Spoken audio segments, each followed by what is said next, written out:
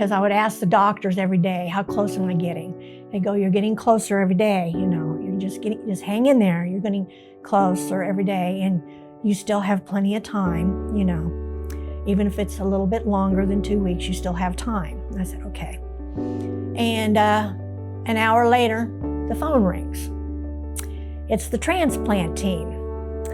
And they go, we have lungs for you. And I just started crying because I was so ecstatic and so happy. And I just, couldn't believe it that I was finally going to get a second chance.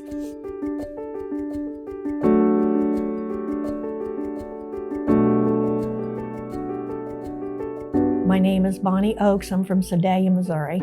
This was my transplant story, and it was a double lung transplant. I had fibrosis, and it's how I found out was I was down at Ha Ha Tonka. I was with a person that was a pretty heavy smoker, and there was like 360 steps you got to go up, pretty steep. So I had to stop at every landing. I could not breathe. This person is just running circles around me, and they're a heavy smoker, and we're the same age, and I'm like, so I went to the doctor, and it didn't go away, and he goes, do you want to have it checked for cancer? And I said, of course. So I did, and when I first got to the hospital, the first thing they did was they did an all-body x-ray.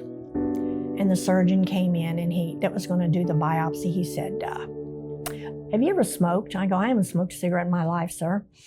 And he goes, I'm not a pulmonologist, but he goes, your lungs are not good at all. And the first day he diagnosed me that I had fibrosis of the lungs. And he said, the best thing you can do is walk every day, which I did 2 miles, but it just got to where, it was probably right around 10 years that I had it just kept getting worse and worse, And then when it gets to where you can't really walk, that's when it really hits you.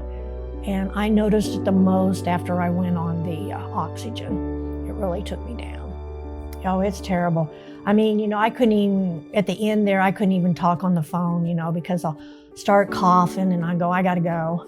And so I did most of my communication by text. And I live alone, so it was really extra hard. Thank God for good friends and family.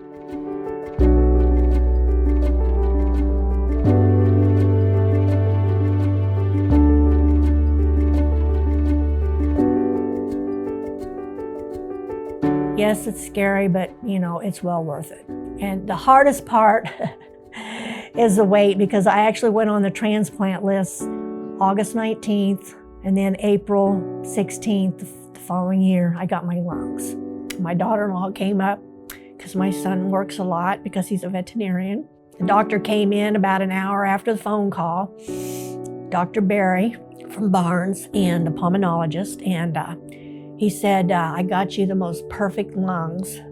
And he goes, they will last you till you're 90. And I'm like, oh my God, I can't believe this. And he goes, you're such a perfect candidate, for lungs. I went under, and next thing I know, I woke up after the transplant, which was 8 hours. And the next thing you know, I'm on the treadmill. And first they told us that I would be in ICU for probably 2 weeks after the transplant, but they go, you're doing so good. And I mean, I could do the treadmill at 0.5 still, just that, but I could do it for half an hour with nonstop. So that's when they decided, okay, she's ready to go. And I had to ring this bell, this dong, All right. Give her a whirl.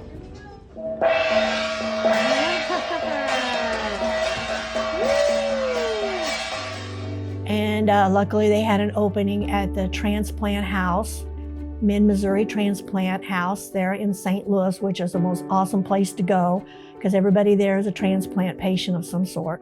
I was up there a total of 3.5 months. You become very close in this process of other people that when you're in your rehab. And thank God for my donor. And I did write my letter, and I do hope that someday I will hear from them, their family.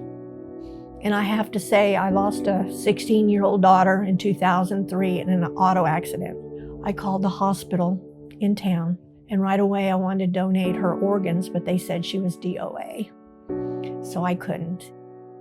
people are so blessed that get these parts, lungs, hearts, liver, kidneys, eyes, whatever's needed, that you all do this for people like me, because I wouldn't have probably made it to the end of the year, and it's just a very giving thing to do and to help us people that still want to live. Sign up today at donatelifemissouri.org.